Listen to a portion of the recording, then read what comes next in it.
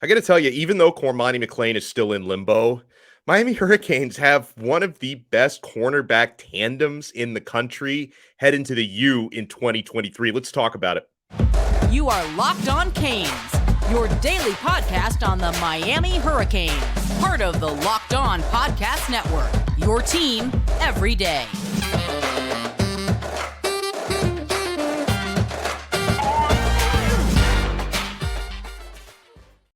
I am Alex Donno, your host. I'm a University of Miami alumnus, longtime South Florida sports radio vet, and contributor to allhurricanes.com. And thank you so much for making Locked On Canes your first listen today. We're available free wherever you get your podcasts and available free on YouTube. Today's episode is brought to you by BetOnline. BetOnline has you covered this season with more props, odds, and lines than ever before. BetOnline, where the game starts. So I will admit a weakness of mine is, for as much as I cover and live and die by Miami's recruiting, I'm very, very bad at comparing Miami's class to classes of teams from outside the state. Like I can compare Miami's class to Florida State all day. But when it comes to the Bamas and the LSUs and the Georgias and the Ohio States of the world, I just don't follow their classes closely enough. And I wanted a little bit of help on that in certain aspects. And that's why we put out the bat signal for show favorite now. He's back by very popular demand because it was one of the highest reviewed episodes we've had in recent memory. Brian Smith is with us. Brian Smith from Fan Nation. Welcome back to the show, sir. How are you? Doing very well. It is a rather unique National Signing Day, post-signing day, because there's so many things that are still unraveling, not just Miami with Cormani, but a lot of other things too that we'll be addressing later. Just wanted to drop that. There's some schools I have some questions about, but it's interesting with what you were talking about with the comparisons, because the corner classes, there's a handful that you can argue different directions. So it's a lot of fun. Yeah, and so it's like even before we figure out whether McClain is going to be a Cane or not, I look at Robert Stafford and Damari Brown, who was the most recent addition on signing day, and both 4 stars. And a lot of people don't realize this. Not that this stuff really matters, but I always talk about how underrated Robert Stafford is. Just doesn't get talked about a whole lot.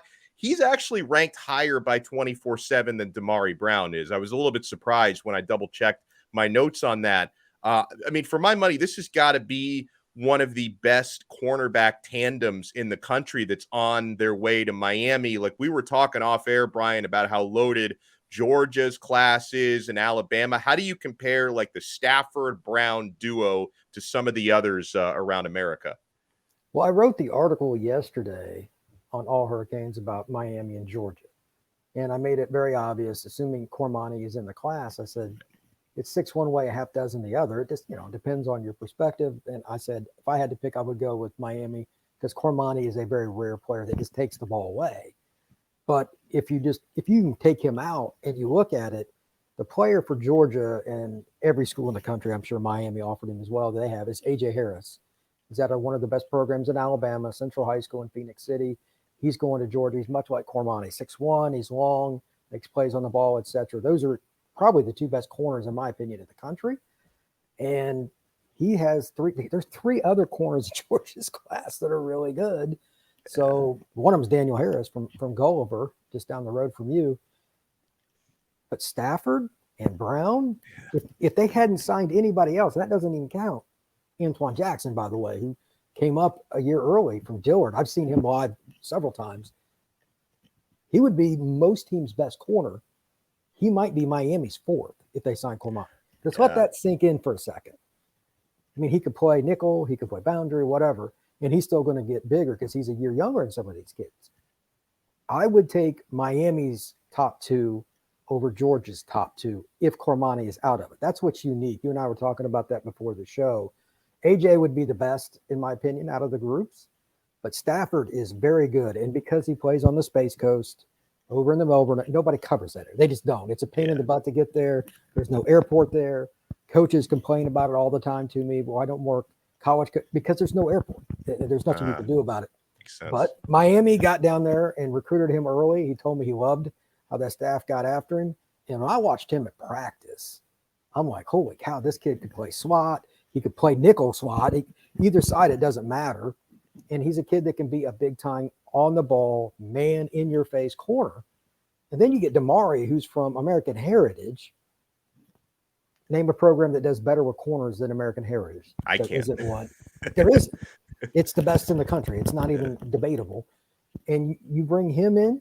Again, this is without Cormani. That 1-2 I'll put against any combination in the country. Bama, Georgia, LSU, whatever you want. And there's some great ones. I'm not debating that. Like Alabama got Desmond Ricks yesterday. Tremendous player. Another kid like Antione that moved up a class. But that's one kid. The 1-2 punch, I want to take Miami. So something sticking with the defensive secondary, maybe he's a small linebacker or an average safety. The player I know least about in this class is Kaleb Spencer out of the state of Virginia. He was a late October flip. He was an Oklahoma commit. Miami flipped him over. Spencer. And, it seems like he's kind of a tweener because he's officially listed, 24/7, and the recruiting service is officially listed as a linebacker. A lot of people consider him a safety, maybe could play the star position at Miami, but I don't know a whole lot about him, Brian. And you recently did a deep dive on Kaleb Spencer's film. So what jumped out at you, and what position do you think he can play? Well, the easier way to answer that is with another question. Which one doesn't he play? Okay. It's interesting going through his film. And of course, in high school, the best athlete you usually put in the middle of the field so they can't run or throw away from it. Free safety or middle linebacker. It's been done for decades. It's not going to change. There are plays where he's in the middle and it's a toss sweep and he gets to the boundary. There are plays he's in the middle. They run play action. He comes up. Then he's fast enough to get to the back end to help cover a pass. For a 205-pound kid, he runs much better than most guys his size. I'm not saying he's as fast as Cormani or Robert, but it's not a heck of a big difference. And he's got length and he's physical. I think most kids that come in 205, I kind of have a generic rule, barring something unforeseen and them just flat out starving themselves, college football players are going to gain 20 pounds. Yeah. In their career. I mean, like conservatively. So ask yourself in 3 years when he's 225, is he going to play safety? Probably not. Is he going to start there in his career? Probably so. It's the maturation process. You got to remember, this kid's probably not old enough to vote yet. Mm-hmm. You know what I mean? So he's going to add mass. He can play, as you mentioned, rightfully so, that hybrid spot. It's the hardest position on the field to play, other than quarterback. And because you got to line up against small guys, big guys, and everything in between and know a million checks. But he's a guy that's moved around a lot for his high school in Virginia. So that's going to give him an advantage. He's used to having to use this as much as his God-given ability to make plays and help organize a defense. That should help him with Mario Cristobal and everybody on the staff figuring out, okay, where am I going to be used? And he's probably going to be a package guy too. How many teams does Miami play that runs a traditional offense? Maybe one. Yeah. You know what I mean? Like everybody's in spread. So you've got a nickel corner or safety or whatever. So he might be the nickel safety. He might be a free safety for a while. There are going to be different spots for him depending on the opponent. It's a great problem to have because he's got the skills to do any of that in coverage, which is what you're always looking for. It sure is. We're going to talk about the line of scrimmage when we come back. Now, of course, shouldn't surprise too many people that Mario Cristobal, who is obsessed with the offensive line, he's a former O-lineman, former O-line coach, that they're loading up on the offensive line. So we got a lot to talk about with Brian Smith from Fan Nation, who joins us here on Locked On Canes. Guys, holiday season, we got to talk about the importance of driving sober. You know that driving high is considered driving under the influence. That's right. Driving under the influence of marijuana is against the law in every state, even the ones where marijuana is legal. So that means driving high could get you a DUI. And if you think law enforcement officers can't tell when you're driving high, you're wrong. Your friends can tell, your coworkers can tell, your parents can tell. Everyone can tell. So what makes you think law enforcement officers don't know when you're driving high? They do. Driving under the influence of marijuana can slow your response time and change how you perceive time and speed. So even if you think you're fine to drive when you're high, you're not. Because the bottom line is, if you feel different, you drive different. And driving high is under the influence. So remember, drive high, get a DUI. Paid for by NHTSA. Thank you so much for making Locked On Canes your first listen today. And your first listen all throughout this national signing week, early signing week. It's been a roller coaster. It's been a great one to cover. Alex Donno alongside Brian Smith from Fan Nation, colleague of mine at All Hurricanes. Brian, on the offensive line, Miami just crushed it. And it's not just, people may think I'll start with the obvious ones, the 5-star tackles, but a lot of quality work being done in the interior as well. Bruno Kinsler, Big Tommy Kinsler, Antonio Tripp, who doesn't get talked enough about because he's been a commitment at Miami for as long as I can remember. He was part of the first wave, not the second wave or the third wave. Do you think some of these guys that fly under the radar a little bit more could end up being, multi-year starters at Miami? I think there's a couple of things with that. Number one, we'll get into Okunlola and obviously Big Fran in a sec, but there are 3 other kids that just aren't discussed. And Frankie Tinaloo, who's my favorite surprise player in the class. Yeah. You got Tripp that you mentioned. And Kinsler is a kid that I've seen several times. He's at a program I'm very familiar with. He's as athletic an offensive lineman as there is in the country. Nobody talks. He, again, kind of like with Stafford, we were talking about in the last segment. Nobody scouts Ocala. They just don't. It's just out of the way. So if you look at it, realistically, Kinsler is a tackle that can play guard and a guard that can play. He's a freak. He's got incredible limberness and everything else. It's just a matter of how long does it take him to adjust to the collegiate level. Like anything else, offensive line is a development position. We'll see. But Tripp, he is arguably as important as any of the 5. Why? He can play center. Yes. In today's college football, left tackle and center, it ain't even close. And they lost Connor Lew, so they need a guy who can play center. He's important. Now, I'm not saying somebody else couldn't do it. I'm not going that far, but he seems ideal. His personality is that way. He talks about team. If you follow him on social media, why not? You need that kind of personality there. And again, as you mentioned earlier, Mr. Cristobal played offensive line. He understands that. If you don't have a good center organizing things up front, guys like Okunlola are just not as valuable. You have to maximize your talent, and a lot of it is above the shoulders. So I'm really excited to see what he can do. Last quick point, Tinaloo is a kid that nobody talks about. He played at a high school in LaSalle that I didn't even know existed, literally, until this. I had no idea. I didn't. And yeah. then I'm like, I'd heard of it. I didn't know if they even had a football team or not. That's Yeah, and I watched his film out there, and I'm like, this is a massive young man that can move in space. He did pretty good on screens, outside plays, so he's a good athlete. I just think he needs to work on his flexibility and just getting used to playing better competition. He can play at the Miami level, and he had offers from Oregon and other schools. But because of the class he's in, nobody talks about him. So he's got a chance to play at some point for Miami as well. Tremendous offensive line class. Of course, anchored by the 2 big tackles. They're both going to play early. I wouldn't be surprised if they started next year. Yeah, and it's like, when we talk about Samson Okunlola, Francis Mauigoa, first of all, there's a little bit of a debate as to how good Miami's cornerback class is. Like, is there even any debate that it's the best offensive line class in the country? I mean, they got the top 2 tackles in the country in the same class. The only one that can really, there's 3 or 4. I mean, everybody's got their own opinion. Caden Proctor is going to Alabama. There's one big kid that's going to Notre Dame. They're in that ballpark. But at the same time, there's no team that has, again, it's about putting pieces together. Not one, groups.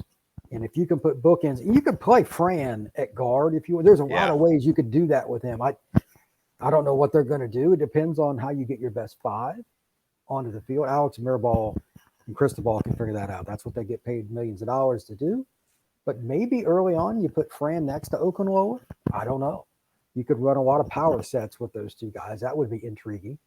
So long term, I think they'll be on each end. But short term, I wouldn't be surprised if they broke Fran in as a guard just to get him in a situation, because he's a mauler. I mean, the guy's just incredibly strong. So if they did that, it wouldn't be surprising. But the odds of at least one of the 2 not starting next year is low. Let's be honest. The last staff did not do a good job with the portal or anything else on stocking. They did a terrible job by Miami State. They just did. They didn't get enough numbers. It wasn't even quality. They just flat didn't get enough numbers. And of course, this year on top of it, when it rains, it pours. They had, remember, multiple games. They had 2 or 3 guys. I mean, you're just not going to be good. Yeah. There's no continuity. So there may be some hiccups this next year with the new kids coming in. I know Miami fans are not real patient. It is what it is. I mean, they have to get playing time. There's no way around it. So this is the start of the process. It doesn't mean you're going to go 12-0 next year. A reminder. So yeah, it is it's a process, but they have the components now, and that's where you got to start. It takes a long time to develop a line, so it was critical that they got a 5-man class. Great job by Ryan and staff. Yeah, and a lot of good work is being done on the defensive line as well. Obviously, more quality and quantity on the edge. I mean, when you add somebody like Ruben Bain and Jaden Wayne, and I think Collins Achiampong is going to be a really interesting project. Well, what's your opinion on Collins, Brian? Because he's a little raw, just given his background, but he just has the physicality and the athleticism to be, I hate to do this, but I get, just by looking at him, I get some Calais Campbell type of vibes with him based on the height and the size. A couple of things on him. I did some research. His family is from Ghana. It's not a good situation. He comes over. He's in the greater LA area. He's a hooper, and he dunks everything. I have seen a grand total of one clip of him playing football from like Huddle or whatever. I've seen him live at Under Armour Future 50 in Bradenton, but he is as raw as it gets. He's a redshirt kid. There's no question in my mind. But as a junior, he's kid freshman, a redshirt. Second year, he might play a little bit. He's going to have a leap year, if you will, because he's new to football. But his arms, like when I walked up to him and I shook his hand, his arms are so long, and he's a nice kid too, by the way. He has all the components that either you have them or you don't. Right. And he's trying to take care of his mother. He is motivated. So it's going to be unique with him. The other two kids will play earlier, but his upside's as high as Bain included, as high as anybody. Yeah. So really unique prospect. Yeah. And do you think is Miami doing enough at tackle? I'd figure more needs to come in the portal. Like, Joshua Horton coming in as a freshman. I like him a lot. I think he's a little underrated. Thomas Gore. I don't know if you know a lot about Thomas Gore, who came in through the portal, but everybody tells me do not judge this guy on his lack of size. At 6 foot 270, the measurables don't jump off the page for defensive tackle, but everyone I speak to about him is pretty high about him. Let's start with Gore. I agree with what little film I've seen. He has to play in a one gap scheme. He's not going to two gap guys like Alabama or Georgia do, but he's capable of getting in the backfield. Miami runs that scheme anyway. They had 37 sacks this past year. One of the reasons, they played athleticism over size, and he fits that. Did you recruit to your scheme as something that I bitch and complain about with whether it's Scout or 24/7 Rivals on 3? They just put numbers out there, and I know one of the reasons why is they don't want to tick off anybody. But if you recruit to your scheme and to certain coaches, your value is higher. That's the other thing. I have backdoor conversations with guys on this. If a kid goes to a certain school, his ranking is higher because the coaching is better. Well, you can't publish that because then you don't get any inside information anymore. Right. But like a Messidor and some of these guys, they fit the scheme, and that's what Gore does. That brings his ranking up. He picked a school that fits what he does. I think he'll contribute and play quite a bit next year. Horton is a monster in the making. It's just up to him. I know him. I'm familiar with the Langston Youth program. I've been up there a few times in Atlanta. He is a massive young man. He's 295, give or take. Pretty quiet kid, but when he latches onto somebody, he can snatch him and move him. Again, either you have the ability or you do not. Like seeing him go against somebody like Fran in one-on-one battles would be a blast. Yeah. That's why football is fun. He's one of those kids that physically can battle with Fran, battle with Samson Okunlola, and do well. That's my best way to assess it for somebody out there that hasn't seen him. But you go check out his film. It's Joshua is a good football. I'm surprised he wasn't ranked high. He's at a program that just won the 6A state championship. Yeah, I'm so glad you brought that up because when I first started talking about him, like people were asking me, well, okay, because I was reading his stats, which are incredible, the stats he's put up. And then, a lot of people from South Florida who aren't familiar with Langston Hughes are like, oh, well, did this guy come from some garbage team in the middle of nowhere? I'm like, no, this is a powerhouse Georgia football program. Last year, they lost the state title game. Their kicker missed a field goal at the buzzer. Oh, This man. year they won it by 7. But here's the key. Wow. I went through and averaged it out. Before they played the state title game, the closest game they had was 26 points. And they're playing 6A competition on the south side of Atlanta. Wow. They weren't beating teams. They were humiliating them. Now, a few of them are scrub teams or whatever. Yeah. But the games are over by halftime. Sheesh. And they lost their best player last year, was a running back that signed with Georgia Tech. They just reloaded. So that area, Miami got some other kids too. Atlanta's just insane. It's just like Miami. Everywhere around the city, there's a prospect. Yeah. You just got to go recruit it, and they've done that. So I think Miami's going to make Atlanta a big part of their game, and Horton's just an example of that. Well, that's awesome to hear. And these are exciting times. I appreciate Brian Smith for giving us some time on this episode. Make sure you follow him on Twitter at FBScout_Florida. Check out his work, Fan Nation, including All Hurricanes. Brian, I can't thank you enough for the time, my friend, and Merry Christmas and have a happy holiday season. Same to you, buddy. Thank you very much. Thanks so much, guys. And yeah, so this is, I think this is our last episode before Christmas, unless something really, really crazy happens. So Merry Christmas and happy holidays to all. We'll talk to you again next time on another episode of Locked On Canes, part of the awesome Locked On Podcast Network, your team every day.